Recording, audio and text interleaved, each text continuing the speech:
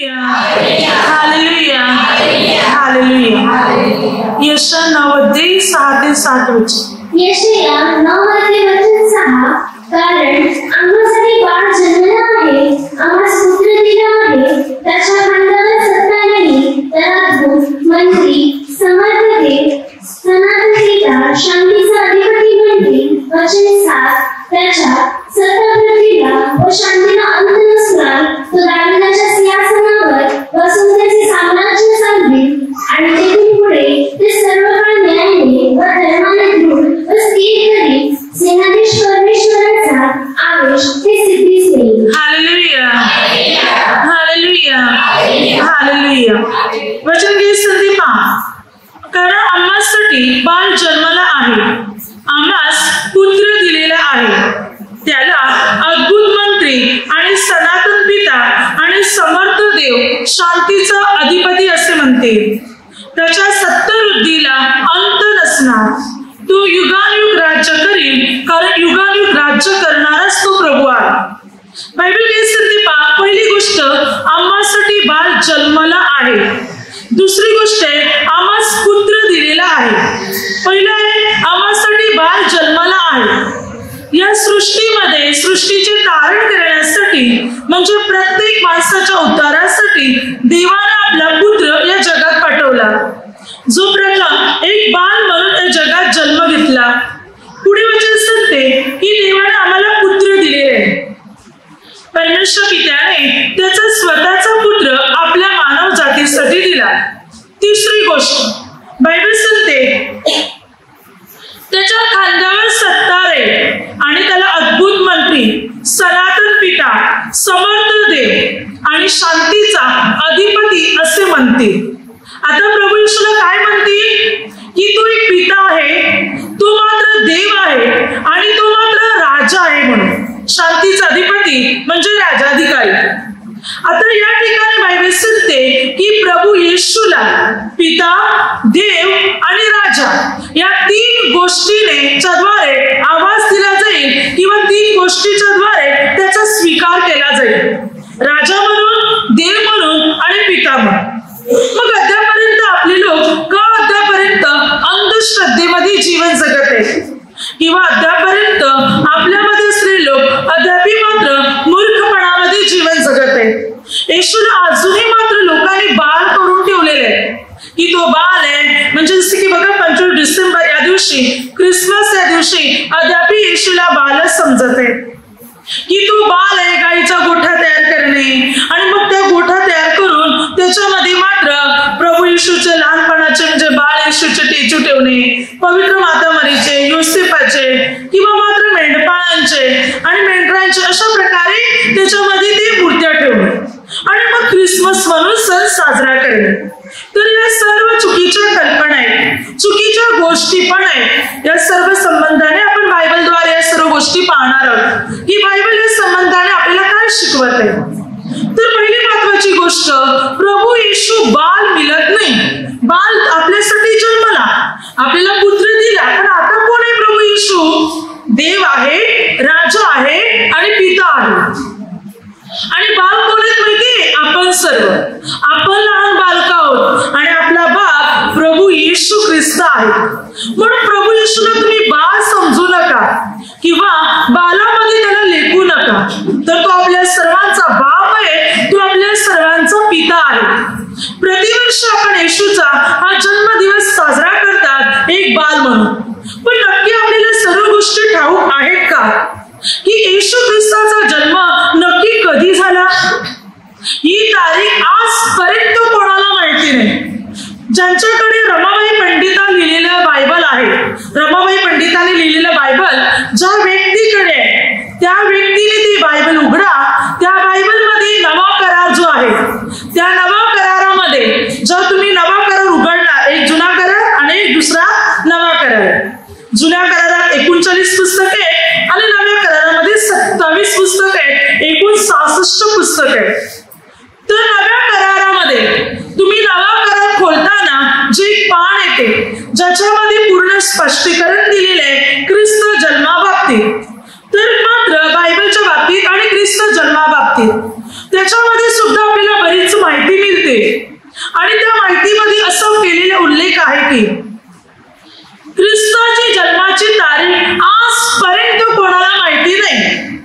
अनेक लोकांनी मात्र येशू ख्रिस्ताची तारीख काढली की पहिल्या शतकात ख्रिस्ताचा जन्म झालेला आहे, परंतु ही तारीख चुकीची मागून काढली आणि ख्रिस्तापूर्वी इसवी सन पूर्वी म्हणजे ख्रिस्ताचा जन्म होण्याच्या अगोदर 5 ते 6 वर्ष अगोदर मात्र म्हणजे 5-6 वर्षामध्ये ख्रिस्ताचा जन्म झालेला आहे अशी गोष्ट, अशी बातमी त्यावेळी लोकांना कळली.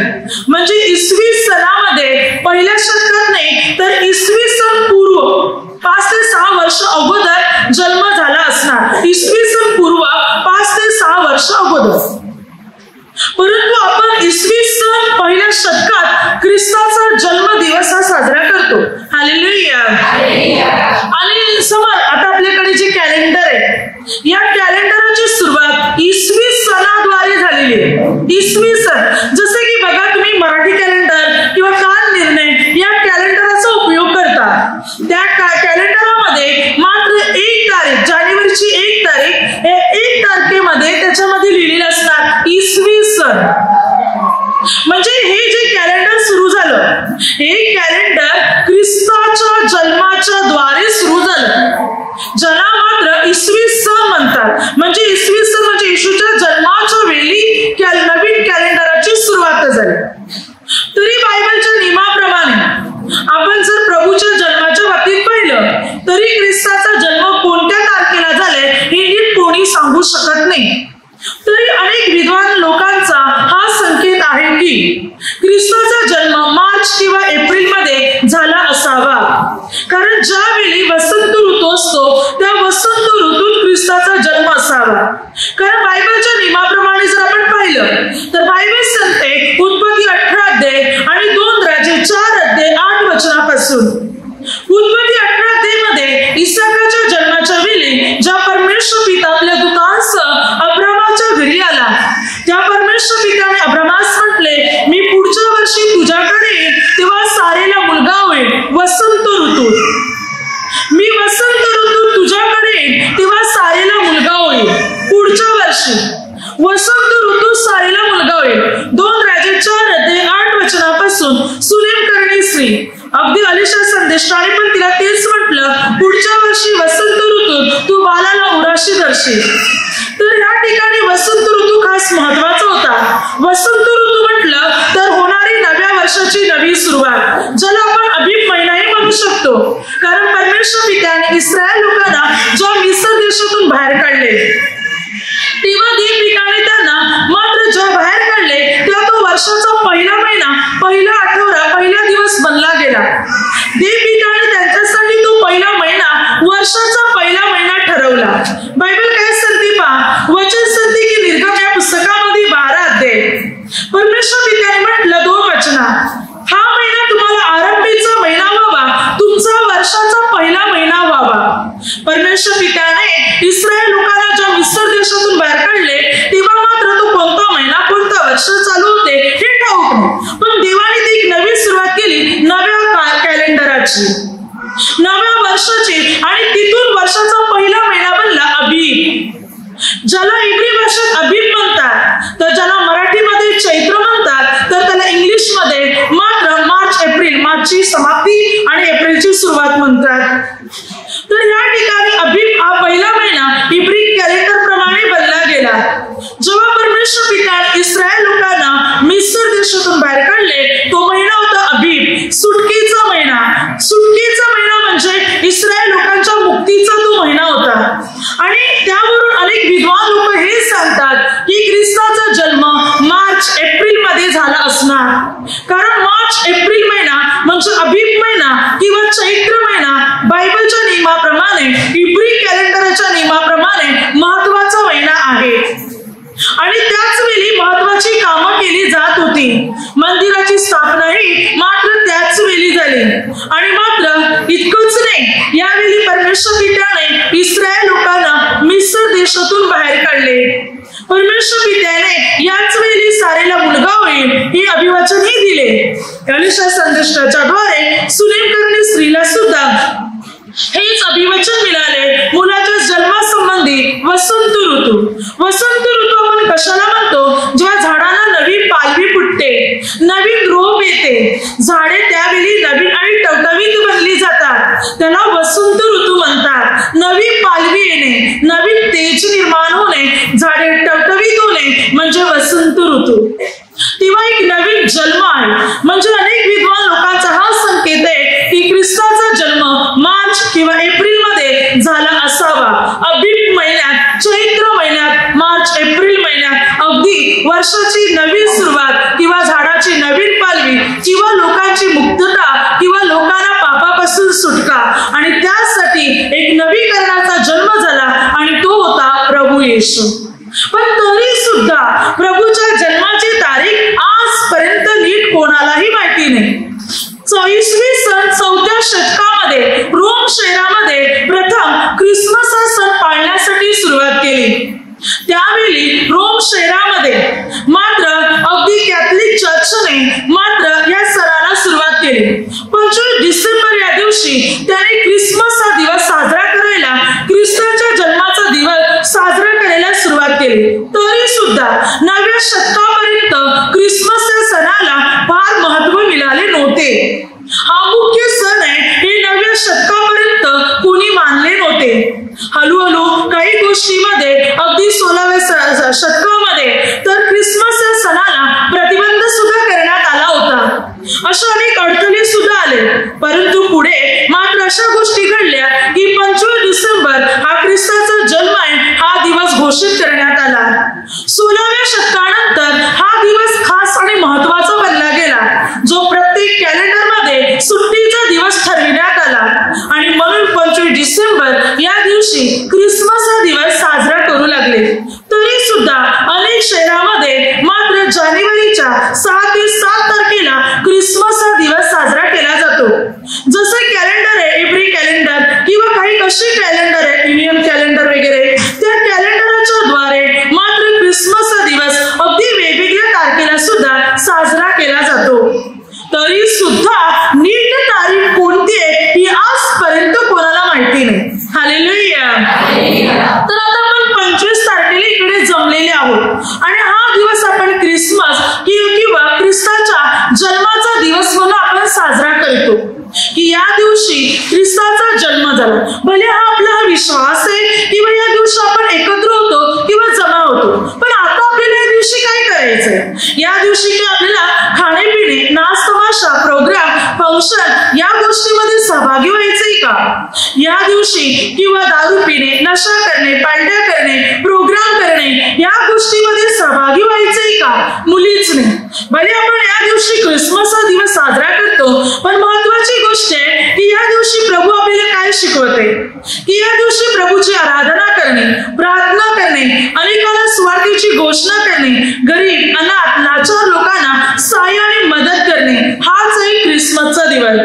ख्रिसमस हा दिवस प्रेम, क्षमा, शांती आणि दया या 4 गोष्टीवर उभारलेले आहे. ही 4 वाक्ये ख्रिसमसला जोडलेली आहेत आणि त्याद्वारे ख्रिसमस आपल्याला शिकवते एकमेकावर दया करणे, एकमेकावर प्रेम करणे, समेट घडवणे आणि क्षमा करणे हाच अर्थ आहे ख्रिसमस या शब्दाचा, ख्रिसमस या नावाचा. म्हणजे या ठिकाणी आपल्याला ह्या गोष्टी कळतात की आपण एकमेकावर प्रेम केलं पाहिजे, समेट घडवला पाहिजे किंवा क्षमा केली पाहिजे आणि एकमेकावर दया आणि करुणा दाखवली पाहिजे, ज्याद्वारे आपण ख्रिसमसचा सण पवित्र रीतीने पाळू शकणार, परमेश्वराच्या योजनेप्रमाणे आपण पाळू शकणार. पण आता आपल्याला पाहायचंय की येशू ख्रिस्त बाळ नसून परमेश्वर आहे, जो आपला बाप आहे, जो आपला पिता आहे, जो आपलं घडण करतो, जो आपली उन्नती करतो आणि महत्वाची गोष्ट तो तर आता आपल्याला न्यायला येणार आहे. त्यासाठी आपल्याला आपल्या जीवनाची तयारी मात्र करायची. आपलं जीवन आपल्याला स्वच्छ आणि शुद्ध आणि पवित्र करायचे. प्रभू येशू आपल्याला नेण्यासाठी येणार आहे, त्यासाठी आपल्याला तयारीत राहायचे. तर आपण ख्रिस्त जन्माच्या काही गोष्टी पाहू की त्यावेळी कोणकोणत्या घटना घडल्या गेल्या. ख्रिस्ताच्या जन्माचा अर्थ नक्की काय होता?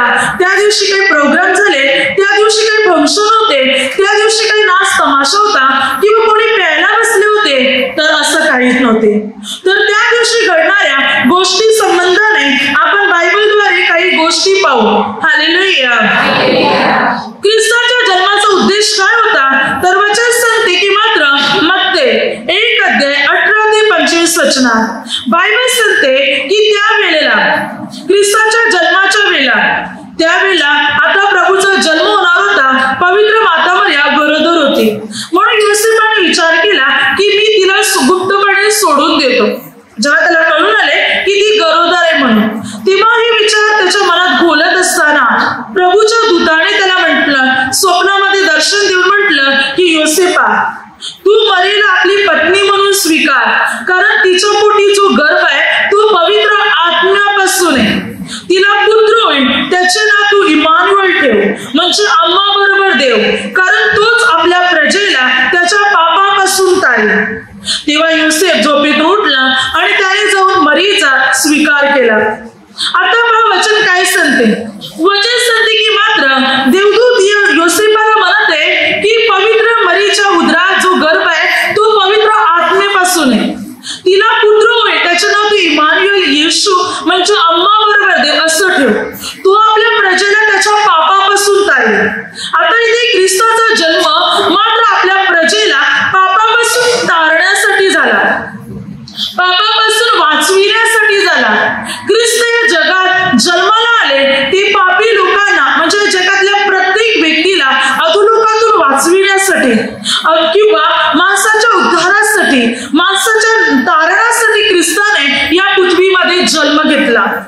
बायबल सांगते लूक 1:मध्ये वचन काय सांगते 31-33 वचनापर्यंत देवदूताने पवित्र मरीला म्हटले की मात्र तुला पुत्र होईल, त्याचे नाव तू येशू ठेव, तो आपल्या प्रजेला त्याच्या पापापासून तारेल. त्याला देवाचा पुत्र असे म्हणतील. तो आपल्या लोकांवर राज्य करेल आणि आपल्या लोकांना मात्र सोडवेल. आता ख्रिस्ताचा जन्म लोकांच्या तारणासाठी आणि लोकांच्या उद्धारासाठी झाला, ज्याद्वारे लोकांचे तारण आणि उद्धार होणार होते आणि झाले सुद्धा प्रभू येशूच्या जन्माच्या द्वारे. प्रभूचा जन्म होता लोकांचा उद्धार, प्रभूचा वधस्तंभ होता लोकांचा उद्धार. अगदी प्रभूच्या जन्मापासून जन्म आणि प्रभूचं मरण या दोन्ही गोष्टी एकमेकाला जोडलेल्या आहेत. अगदी सर्वात महत्त्वाची गोष्ट सांगायची तर बायबलमध्ये प्रभूच्या जन्मापेक्षा प्रभूच्या वधस्तंभाला जास्त महत्त्व आहे, कारण प्रभूचा वधस्तंभच लोकांना सुटका आणि मुक्ती देणार होता. आणि इथे मात्र जन्म आणि मरण म्हणजे वधस्तंभ या दोन्ही गोष्टी एकमेकाशी जोडलेल्या आहेत. ते कशा जोडलेल्या आहेत ते आपण बायबलद्वारे पाहू. Hallelujah, hallelujah. या दोन्ही गोष्टी एकमेकाशी जोडलेल्या आहेत. पहिली गोष्ट आपण लूक मध्ये पाहू. वचन सांगते की लूक 2:7 त्या ठिकाणी जेव्हा प्रभूचा जन्म झाला वचन सांगते की तिला तिथे प्रथम पुत्र झाला आणि तिने त्याला मात्र बालतल्यात गुलांडून गव्हाणीत ठेवले, कारण उतारशालेत त्याला जागा नव्हती. आता पहा पवित्र माता मरिया गरोदर होती आणि या गरोदर अवस्थेमध्ये मात्र लूक 2:मध्ये वचन सांगते की मात्र ज्याच्या लोक नगरातले ज्याच्या गावातले लोक होते त्या प्रत्येकाची नाव निशाणी लिहिण्यात यावी म्हणून मात्र आज्ञा करण्यात आली, जाहीर करण्यात आले कैसर ऑगस्ट याने की मात्र तुम्ही ज्या ज्या नगरातले ज्याच्या गावातले त्या त्या गावात जा आणि आपली नाव निशाणी लिहून ठेवा. तेव्हा योसेफा दाविदाच्या घराण्यातला बेथलेम गावातला असल्या कारणाने त्याला सुद्धा तिकडे जावं लागलं, म्हणून तो आपली बायको मरिया हिलाही घेऊन तिथे गेला. आता त्या ठिकाणी पवित्र माता मरिया गरोदर होती आणि या गरोदर अवस्थेमध्ये त्याने तिला त्या ठिकाणी बेथलेम यहूदात नेले. नासरीत गावातून बेथलेम यहूदात. बेथलेम गावामध्ये गेल्यानंतर त्या ठिकाणी तिचे दिवस भरले, परंतु प्रसूतीची वेळ आल्यामुळे जागा कुठेही त्याला आढळत नव्हती. उतारशाला लोकांनी भरून गेली होती, कारण त्यावेळी लोक आपापल्या गावी जाऊन नाव निशी करत होते. म्हणून दुसऱ्या गावातून आलेले लोक मात्र त्या गावात बसलेल्या उतारशालेने भरून गेले होते. म्हणजे उतारशाला त्या लोकांनी भरून गेल्या होत्या. जसं की बघा तुम्ही पिकनिकसाठी कुठेतरी जात असतील की नाही, काही ठिकाणी जाता तेव्हा या गावातून दुसऱ्या गावात गेल्यानंतर तिथे भाड्याने रूम घेणार किंवा हॉटेलमध्ये वगैरे थांबणार का? आपण दुसऱ्या गावात गेल्यात मग तिकडूनचे रूम वगैरे असतील, हॉटेल वगैरे तिकडे मात्र थांबणार आणि मग तिकडूनचे रूम वगैरे भरून जाणार, जास्त आता या ठिकाणी बेथलेहमात इतर गावातून लोक आले होते आपली नावनिशी लिहिण्यासाठी. त्या मुलीच्या उतारशाला म्हणजे बाहेरून येणारे लोक थांबण्यासाठी असलेलं ठिकाण ज्याला उतारशाला म्हणत. म्हणजे दुसऱ्या गावातून लोक आले तर त्यांना थांबण्यासाठी ती जागा असायची. हल्ली गावामध्ये रूम असतात, हॉटेल वगैरे असतात, मात्र जिथे इतर ठिकाणातून आलेले लोक तिथे राहू शकतील म्हणून त्यावेळी गावामध्ये उतारशाला असायच्या. दुसऱ्या ठिकाणातून येणारे लोक तिकडे थांबू शकावे म्हणून. परंतु लोक इतके आले होते की उतारशाला सुद्धा भरून गेल्या होत्या आणि इकडे योसेफ आणि पवित्र माता मरियेला उतारशालेमध्ये सुद्धा जागा नव्हती. आता उतारशालेत जागा नव्हती म्हणून मात्र तर एक ठिकाण आढळले आणि ते ठिकाण होते म्हणजे एका गायीचा गोठा. आणि ते गायीच्या गोठ्यामध्ये मात्र गेले. त्या गायीच्या गोठ्यामध्ये पवित्र माता मरियेची प्रसूती झाली, डिलिव्हरी झाली आणि मात्र तिने बालाला जन्म दिला, तो म्हणजे प्रभू येशू. प्रभूचा जन्म झाल्यानंतर आता त्यांच्याकडे काही साधन नव्हते की मात्र ती त्याचा उपयोग करू शकतील म्हणून, परंतु त्याला गव्हाणी आढळली जी गोठ्यामध्ये होती. म्हणून पवित्र माता मरियेने काय केलं, त्याला बालतल्यात कपड्यात गुलांडून त्याला गव्हाणीत ठेवले. पहा, जन्माला आलेलं पहिलं बाल, त्या बालाला ऊब मिळावी म्हणून त्या बालाला घट्ट कपड्याने बांधण्यात येते आणि त्या बालाला सुरक्षित ठेवण्यात येते, कारण ते बाल आत्ताच जन्मलेलं आहे. 9 महिन्यानंतर ते गर्भातून बाहेर पडलेलं आहे. ते बाल सुरक्षित राहावं म्हणून त्या बालाची प्रथम काळजी घेतली जाते. तो दिवस या पृथ्वीत येण्याचा त्याचा पहिला दिवस असतो म्हणून त्या बालाची अधिक काळजी घेतली जाते आणि त्या बालाला घट्ट कपड्यात बांधून सुरक्षित ठेवलं जाते. त्या बालाला ऊब मिळावी म्हणून त्या बालाला सुरक्षित ठेवतात. परंतु या ठिकाणी प्रभू येशूचा जन्म झाल्यानंतर त्यांना तिथे जागा नव्हती, परंतु ही गव्हाणी होती. गव्हाणी म्हणजे काय, तर गव्हाणी म्हणजे ज्याच्यामध्ये गायी, म्हशी, गुरंढोरं आपलं तोंड घालून खाणं खातात त्याला गव्हाणी म्हणतात. ही गव्हाणी दगडाची किंवा लाकडाची बांधलेली असते ज्याच्यामध्ये खुराक खाण्यात टाकण्यात येते. अगदी ती बांधकामाची दगडाची असेल तर त्याच्यामध्ये पाणी सुद्धा टाकण्यात येतो गुरंढोरांसाठी आणि मग गुरंढोरे आपलं तोंड त्याच्यात घालून खुराक खाणे खातात आणि पाणी सुद्धा पितात. जेव्हा गुरंढोरे त्या गव्हाणीत आपलं तोंड घालून खाणे खुराक खातात तेव्हा गुरांच्या तोंडातून लाळ बाहेर पडते. ती लाळ मात्र त्या गव्हाणीवर पडते. ती चिकट असते आणि जेव्हा ती लाळ पडते तेव्हा त्याच्यावर माशा आणि मच्छर येऊन बसतात. ती गव्हाणी घाण झालेली असते ज्याच्यावर माशा आणि मच्छर सुद्धा बसलेले असतात आणि मात्र अशा वेळेला पवित्र माता मरियेने बालाला गुलांडून गव्हाणी ठेवले, कारण जागा कुठेच नव्हती. त्या बालाला सुरक्षा मिळावी म्हणून त्या गव्हाणीमध्ये बालाला ठेवण्यात आले, कारण पाळणा नव्हता ना झोली होती, काही सुद्धा नव्हते आणि त्यामुळे त्याला त्या गव्हाणीमध्ये ठेवण्यात आले जी दगडाची होती, जी आजपर्यंत यरुशलेमेत आहे. जी गव्हाणी दगडाची होती त्या दगडाच्या गव्हाणी. पहा, अनुभव घ्या. आपल्याला अनेक या गोष्टीची कल्पना असेल, जाणीव असेल, अनुभवलं असेल. आपण थंडीच्या वेळी दगड थंड होतो की गरम होतो? थंड होतो ना. थंडीच्या वेळी दगड कसा असतो? थंड असतो. रात्रीच्या वेळी थंडीच्या वेळी दगड थंड होतो. आता दगड थंड असणार.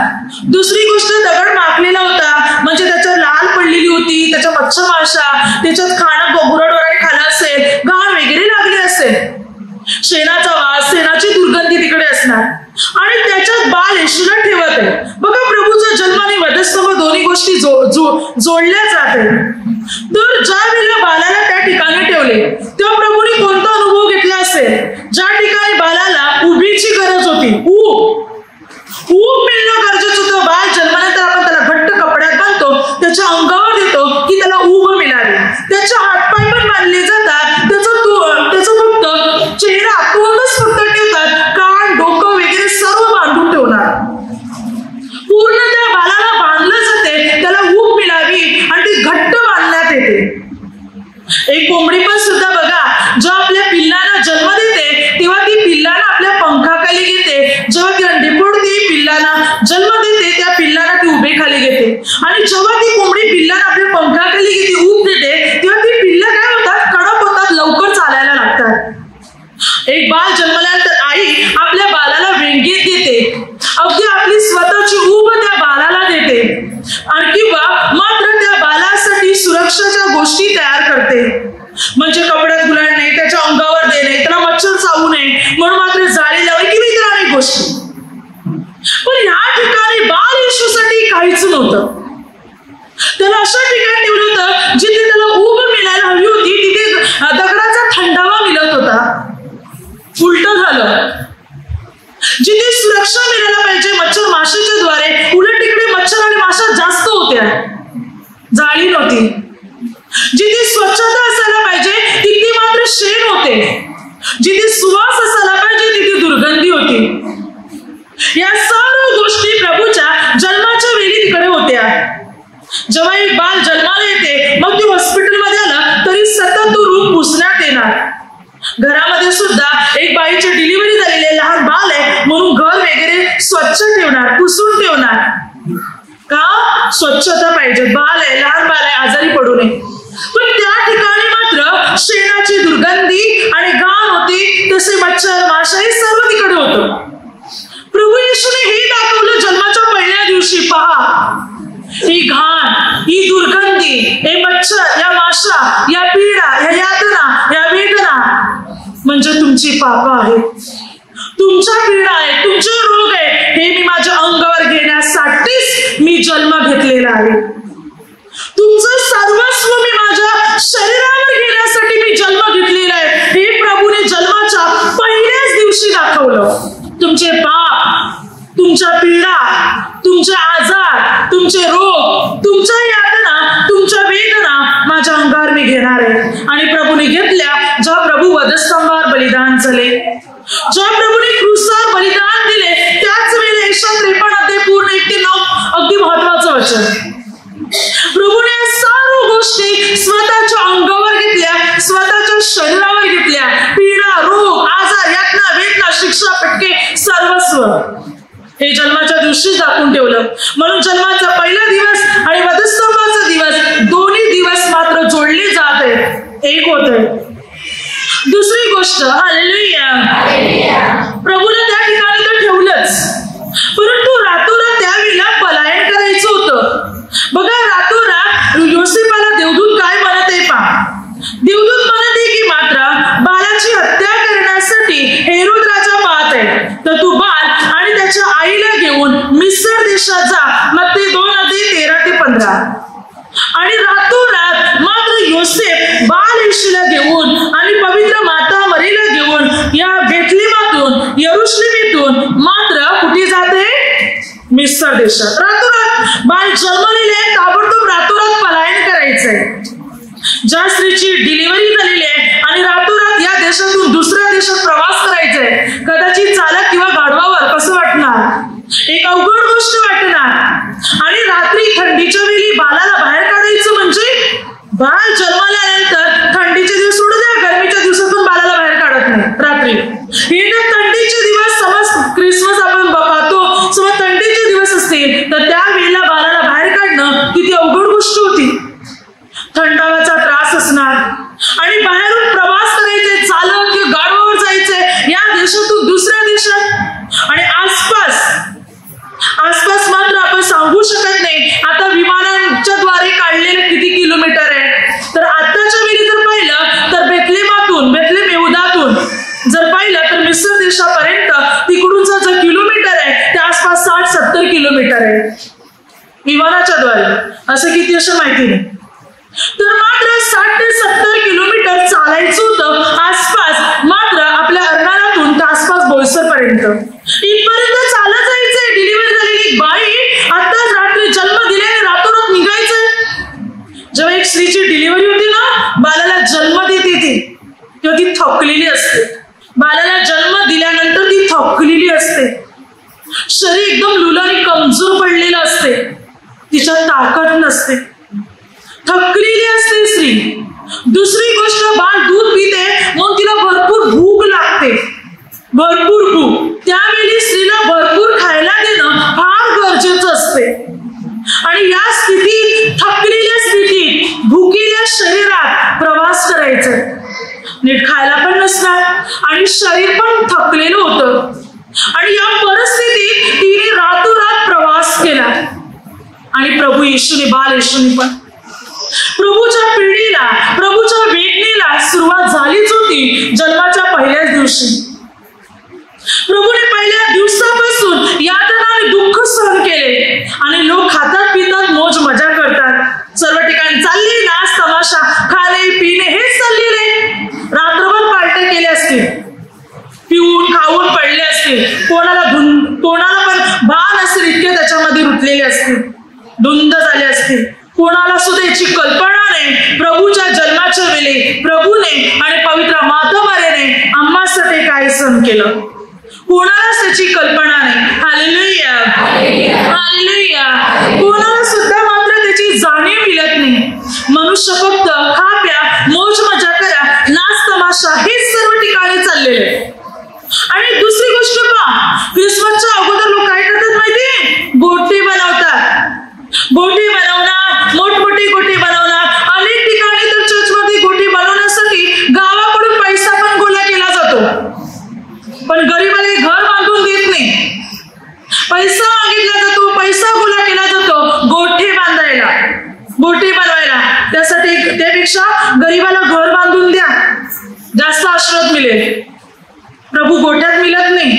अद्यापर्यंत आपण प्रभू येशूला सांगतो, प्रभू तू गोठ्यातच राहा, आम्ही चांगल्या घरात राहतो येशूच्या घरात. तुम्ही गोठ्यातच राहा, अद्याप तुम्हाला मच्छर आणि माशा चावू दे, अद्याप तुम्ही शेणाची दुर्गंधी घ्या, आम्ही आहोत मात्र सुवास घ्यायला. अद्याप तीच गोष्ट मनुष्य करत आहे.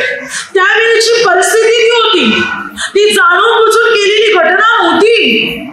पण आज आपण जाणून बुजून या गोष्टी करत आहोत, मुद्दामून करत आहोत आपण या गोष्टी. आणि गोट्यांसाठी अनेक खर्च केला जातो आणि तेच पैसे जमा करा आणि गरीबाला घर बांधून द्या, भरपूर आशीर्वाद मिळेल, ते कायम राहील घर, त्यांच्याद्वारे भरपूर अनुग्रह तुम्हाला मिळेल. आणि मात्र स्टार लावले जातात, हे केले जाते किंवा लाइटिंग केली जाते, गरीबाला द्या ना खायला, प्रभू तुमच्या जीवनात येणार. या सर्व गोष्टी केल्या जातात आणि बायबल याच्या विरुद्ध आहे. बायबल या गोष्टीला मान्यता देत नाही. या गोष्टी माणसाने सुरू केल्या, गोठे बनवायला किंवा लाइटिंग लावायला, स्टार लावायला, हे लावायला ते लावायला, हे सर्व माणसाने सुरू केलं. माणसाने आपल्या कल्पनेने चालू ठेवलं. जे करायला पाहिजे होतं ते केलं नाही. जे करायला होतं त्या दिवशी आराधना करा, प्रार्थना करा, सुवार्थीची घोषणा करा, गरीबांना मदत करा, जा गरीबांना घरी बांधून द्या, कपडे खरेदी करून द्या, ते केलं नाही माणसाने. स्वतःच्या स्वार्थासाठी मौज मजेसाठी माणसाच्या मनात झालं ते माणसाने केलं, पण परमेश्वरासाठी त्यांनी काही केलं नाही. खरोखर जे सत्य ती मनुष्य करू शकला नाही. आज बायबलच्या वचनाचा सुद्धा मनुष्य चुकीचा अर्थ काढत आहे. बायबल सांगते कोरिन्थियस पहिली पत्र 4:6 या शास्त्रलेखा पलीकडे कोणी जाऊ नये, हा धडा तुम्ही आम्हापासून शिकून घ्या. शास्त्रलेखाच्या पलीकडे जाऊ नका, बायबल सांगते, धडा शिका. अनेक लोक शास्त्रलेखाच्या पलीकडे जातात, अधिक ज्ञानी अधिक बुद्धिमान आम्ही आहोत असं समजतात, शास्त्रलेखाच्या पलीकडे चालल्यात. म्हणून मार्क 12:24 तुम्ही शास्त्र आणि देवाचे सामर्थ्य न ओळखल्यामुळे भ्रमात पडलेले आहात. तुम्ही भ्रमात पडल्यात, चुकलेले आहात, तुम्ही चुकत आहात, तुम्ही चुकीच्या मार्गात आहात, कारण तुम्ही शास्त्र आणि देवाचं सामर्थ्य अद्याप ओळखलेलं नाही. म्हणून तुम्ही भ्रमात पडलेले आहात, मार्ग भ्रष्ट झालेली लोक आहात तुम्ही. खरोखर आज शास्त्र माणसाने जाणून घेतलं नाही की शास्त्रात या गोष्टी कशा लिहिलेल्या आहेत. मनुष्य आपल्या कल्पनेने धावत आहे, आपल्या विचाराने चालत आहे, आपल्या मनाला वाटत आहे ते तो करत आहे, पण बायबल काय सांगते त्या प्रकारे मनुष्य चालत नाही. Hallelujah hallelujah. प्रभूने तर या दिवशी दुःख सहन केले आणि वेदना सहन केल्या. त्या दिवशी आपल्या प्रतीकांसाठी की आपल्या प्रतीकांचा उद्धार व्हावा, आपल्या प्रतीकांचं तारण व्हावं म्हणून आपली बंधनं तुटली झाली. आता प्रभूच्या जन्माची काही गोष्टी आपण पाहू. गणना 24 अध्यायामध्ये 19 वचनात याकोबातून एक नेता निघेल. याकोबातून एक नियता निघेल. नियता म्हणजे काय? नियता म्हणजे एक शास्ता, एक अधिकारी, एक राजा निघेल, म्हणजे परमेश्वर. ही भविष्यवाणी बलाम संदेष्टाच्या द्वारे अगोदरच करण्यात आली होती की याकोबातून एक नियता निघेल, एक शास्ता जन्म घेईल, एक परमेश्वर जन्म घेईल आणि तो होता प्रभू येशू. पुढे बायबल सांगते की मात्र मत्ती 2:4-5 प्रभूचा जन्म बेथलेम गावात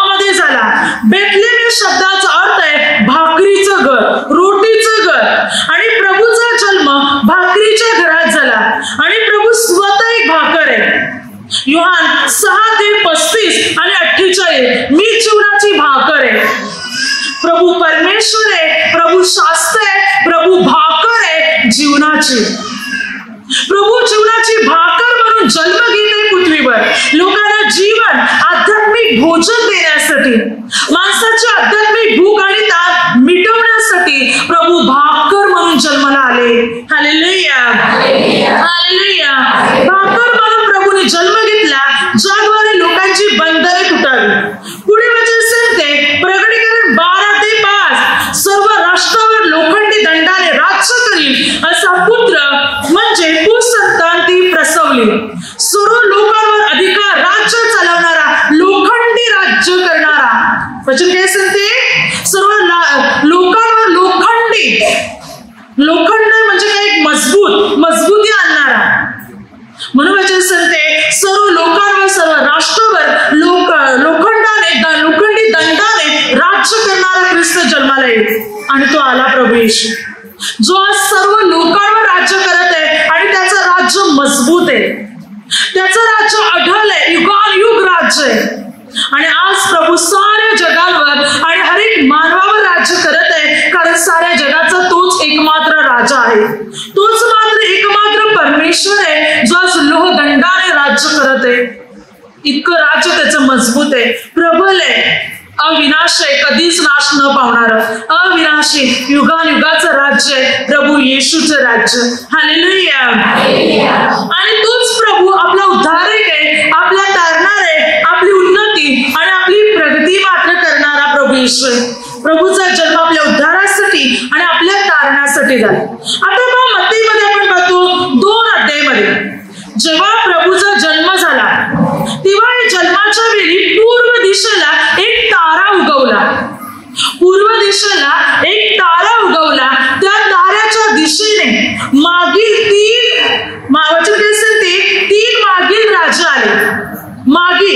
मागील शब्दाचा अर्थ आहे विद्वान, शास्त्री, अधिकारी, पुढारी किंवा मात्र धर्मपंडित, ज्यांना आपण मागी हा शब्द वापरतो. मागे शब्दाचा अर्थ काय आहे, विद्वान लोक किंवा ज्यांना सायंटिस्ट, विद्वान, ज्योतिषी म्हणू शकतो, किंवा एक धर्मपंडित, पुढारी, ज्याला शास्त्राची माहिती असलेली, ज्ञानी, बुद्धिमान व्यक्ती, ज्ञानी राजे, बुद्धिमान राजे. आणि हे 3 राजे, हे मागील ज्योतिषे किंवा मागील विद्वान लोक प्रभू येशूला भेटायला, प्रभू येशूला नमन करायला आले. जेव्हा त्याने तारा पाहिला तेव्हा आता हे ज्ञानी माणसं होते, बुद्धिमान होते, ज्योतिषी होते, त्यांना सर्व गोष्टी माहिती होत्या, त्याने शास्त्राचा अभ्यास केला होता. म्हणूनच त्यांना माहिती होतं की यहुदा देशात बेथलेहमात ख्रिस्त जन्माला येणार आहे, जो संपूर्ण जगावर राज्य करणार आहे. या लोकांना बघा, ती विद्वान होती पण त्यांना माहिती होती, त्याने अभ्यास केला होता, शास्त्रामध्ये शोधलेले होते. म्हणून त्यांना माहिती होतं की सृष्टीच्या सुरुवातीपासून ज्याच्या जन्माविषयी भविष्यवाणी केली होती, उत्पत्ती 3:15 ख्रिस्ताच्या जन्माची भविष्यवाणी तेव्हा झाली जेव्हा पहिला पुरुष आणि पहिली स्त्री बिघडली. तेव्हा परमेश्वर त्याने सैतानाला म्हटलं की मात्र तिची संतती आणि तुझी संतती मी याच्यामध्ये परस्पर वैर स्थापित करीन, ती तुझं डोकं फोडेल. तिची संतती, त्या संततीत आणि तुझ्या संतती, तिची संतती म्हणजे पवित्र मरीची संतती, म्हणजे प्रभू येशू, प्रभू येशूची मुलं आणि सैतानाची मुलं याच्यामध्ये वैर स्थापित करीन. ती संतती म्हणजे तो प्रभू येशू. प्रभू येशू तुझं डोकं ठेसेल. आणि खरोखर प्रभू येशूच्या वधस्तंभाच्या द्वारे मात्र सैतानाचे डोके ठेचले गेले, त्याचा मृत्यू समय जवळ आला. आता त्याच वेळी ख्रिस्ताच्या जन्माची आणि वधस्तंभाची भविष्यवाणी झाली होती जेव्हा पहिला पुरुष आणि पहिली स्त्री बिघडली. आणि शास्त्रामध्ये अनेक लोकांनी भविष्यवाणी करून ठेवली, अगदी मोशेपासून, बलाम संदेष्टापासून, येशयापासून आलेल्या अनेक संदेष्टाने, दाविदाने अनेकांनी भविष्यवाणी करून ठेवल्या. प्रभू येशूविषयी प्रभूच्या भविष्यवाणी केल्या. आणि त्यामुळे जे विद्वान लोक होते, या विद्वान लोकांनी या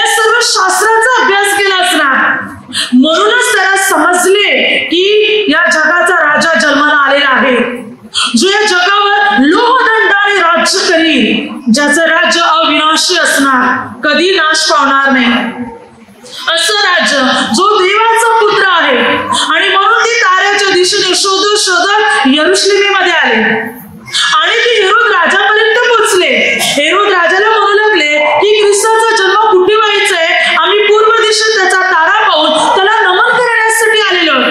तेव्हा हेरोद राजा आणि यरुशलेमीचे लोक घाबरून गेले. हेरोद राजा घाबरला, राजा जन्माला म्हणजे माझं राज्य जाणार. मग तो गोंधळून गेला, घाबरून गेला की नवीन कोणताच राजा आलेले आणि तो राजा तर मग माझं काय होईल. मात्र मागील लोकांना अंदाज मिळाला, माहिती मिळाली की ख्रिस्ताचा जन्म कुठे होणार आहे. ती ताराच्या दिशेने बरोबर निघाले. ताराने त्यांना प्रभू येशूचा जन्म बेथलेम गावात गोठ्यात चालवता तिकडे आणून सोडले. हेरोदाने काय म्हटलं होते ज्ञानी लोकांना, तुम्हाला शोध लागला की आम्हाला कळवा म्हणजे आम्ही पण येऊन नमन करू. पण नाही, तो नमन करणार नव्हता. तो उलट प्रभू येशूला मारण्याचा प्रयत्न करणार होता. परंतु मात्र मागील लोक आले. ताऱ्याने बरोबर मात्र त्यांना प्रभू येशू पर्यंत पोहोचवले. ज्या ठिकाणी बाल येशूचा जन्म झाला होता तिकडे तारा येऊन थांबला. आकाशातला तारा कुठे थांबला? जिथे प्रभू येशूचा जन्म झाला होता तिकडे तारा थांबला. या ताऱ्याने या ज्ञानी विद्वान माणसांना प्रभू येशूकडे आणलं. जेव्हा ते 3 राजा आले त्याने प्रभू येशूला नमन केले, वंदन. एवढे मोठे राजे, विद्वान, बुद्धिमान, लहान बाळाला नमन करतात. काही तुमच्या जीवनात कधी घडले का? तुमची डिलिव्हरी झाल्यानंतर तुम्ही बाळाला जन्म दिला, तुमच्या बाळाला कोणीतरी येऊन नमन केले नाही ना? इकडे केलेलं आहे. कारण त्याने स्वीकारलं होतं हा एक साधारण बालक नाही, हा परमेश्वर आहे, हा देवाचा पुत्र आहे, हा प्रभू आहे, हा राजा आहे. म्हणून विद्वान राजे वंदन करत आहेत, नमन करत आहेत आणि आपल्या बरोबर आलेल्या किमती वस्तू भेट देत आहेत. सोने, ऊन आणि गंधरस. त्यांनी कोणती दाने अर्पण केली? सोने आणि ऊन. ऊन म्हणजे सुगंधी एका झाडाचा सुगंधित चीक ज्याला ऊद म्हणतात. आणि गंधरस म्हणजे मात्र सुगंध येणारा रस, वास असते. जसे की आपण स्प्रे वगैरे वापरतात, अत्तर वगैरे वापरतात, तसा गंधर ज्याला सुगंध येतो, सुवास. ही मौल्यवान दाने, मौल्यवान अर्पणे त्यांनी प्रभू येशूला केली, बाल येशूला. कारण त्याला समजलं होतं हा फक्त बाल नाही, हा परमेश्वर आहे, हा राजा आहे, हा देव आहे. म्हणून त्यांनी नमन केले आणि भेटी दिल्या. सुरुवातीला राजांना अशा भेटी दिल्या जात होत्या. 1 राजे 10-2 जेव्हा शब्बाची राणी शल्मोन राजाला भेटाव्यास आली तेव्हा ती मात्र सोने, मौल्यवान रत्ने, मसाले हे सर्व काही घेऊन ती राजाला भेटायला आली. आणि तिची पाठवणी करताना शल्मोन राजाने पण या राणीला भरपूर काही वस्तू दिल्या. म्हणजे राजा राणीकडे येताना खाली हाताने येत नसे, मौल्यवान वस्तू त्यांना भेटी द्यायच्या. 2 इतिहास 9:23-24. अखिल पृथ्वीवरील राजे शल्मोनात चांदीची व सोन्याची पात्रे, उंची वस्त्रे, सुगंधी द्रव्ये, घोडे, खेचरे याचा नजराणा आणे. अखिल पृथ्वीवरील राजे, संपूर्ण पृथ्वीवरील राजे ज्या शल्मोन राजाला भेटायला यायचे तेव्हा मात्र सोने, चांदी, घोडे, खेचरे, वस्त्रे, सुगंधी द्रव्ये हे सर्व भेटी आणायचे. म्हणजे त्यावेळी राजांकडे रिकामे हाताने येत नसायचे, भेटी घेऊन यायचे. सूत्रसंहिता 72:10-11. सर्व राजे तुला दंडवत घालून, सर्व राष्ट्रे त्याची सेवा करून, राजे त्याला खंडणी देवत, नजराणे आणून. हा राजा कोण आहे? प्रभू येशू. की राजे त्याला वंदन करोत, राजे त्याला भेटी देवत, राजे त्याला नजराणे आणत. एक राजालाच राजा भेट देतो. तशा प्रकारे हे विद्वान राजे या राजाला भेट द्यायला आले, तो प्रभू येशू होता. Hallelujah, hallelujah. आणि त्याने मौल्यवान वस्तू त्याने प्रभूला अर्पण केल्या. पुढे मात्र त्यांना प्रभूच्या दूतांना स्वप्नामध्ये सूचना मिळाली की तुम्ही हेरोदाकडे जाऊ नका, दुसऱ्या वाटेने आपल्या देशी जा. तेव्हा ते हेरोदाकडे न जाता दुसऱ्या वाटेने आपल्या देशी परत गेले. आता इकडे ख्रिस्ताचा जन्म झाल्यानंतर मोठमोठ्या घटना घडलेल्या आहेत, मोठमोठ्या गोष्टी तिकडे घडलेल्या आहेत की राजा आले प्रभू येशूला नमन करायला, मौल्यवान वस्तू द्यायला. कारण तो फक्त बालक नव्हता, तो परमेश्वर होता, तो देव होता. म्हणून मौल्यवान वस्तू अर्पण केल्या. लूक 2:8 12 जेव्हा प्रभूचा जन्म झाला त्यावेळेला त्या परिसरामध्ये मेंढपाळ आपली गुरढोरं चारत होते, आपली मेंढरी चारत होते. त्यावेळी त्या परिसरात रात्रीची वेळ होती आणि देवदूताची सेना तिथे प्रगट झाली आणि देवदूताने म्हटलं, आज तुमच्यासाठी दाविदाच्या गावात तारणारा जन्मलेला आहे, तो ख्रिस्त प्रभू आहे. रात्रीच्या वेळी देवदूताने सुवार्तेची घोषणा केली की तुमच्यासाठी ख्रिस्त जन्मलेला आहे, तुमच्यासाठी तारणारा जन्मलेला आहे. मेंढपाळ निघाले आणि ते जाऊन पाहतात तर काय, खरोखर मात्र ख्रिस्त जन्माला त्यांच्या दृष्टीस पडला. त्यांना कळालं की खरोखर जगाचा तारणारा जन्मास आलेला आहे. प्रभूच्या जन्माच्या वेळी सुवार्तेची घोषणा झाली, आकाशातली सेना प्रगट झाली आणि होसाना म्हणून, हालेलुया म्हणून स्तुती करू लागले, धन्यवाद देऊ लागले, कारण देवाचा पुत्र जन्माला आला होता. आणि म्हणून तिकडे प्रसार झाला, तिकडे सुवार्तेची घोषणा झाली. पुढे म्हणजे काय सांगते, जेव्हा ख्रिस्ताच्या जन्माच्या वेळी त्यानंतर लूक 2:36-38 प्रभूला अगोदर समर्पण करण्यात आले मंदिरामध्ये. त्यावेळेला मात्र प्रभूच्या त्या ठिकाणी म्हणजे ज्या मंदिरात समर्पण करण्यात आले 33 दिवसानंतर, तेव्हा तिकडे हन्ना नावाची संदेष्टी होती.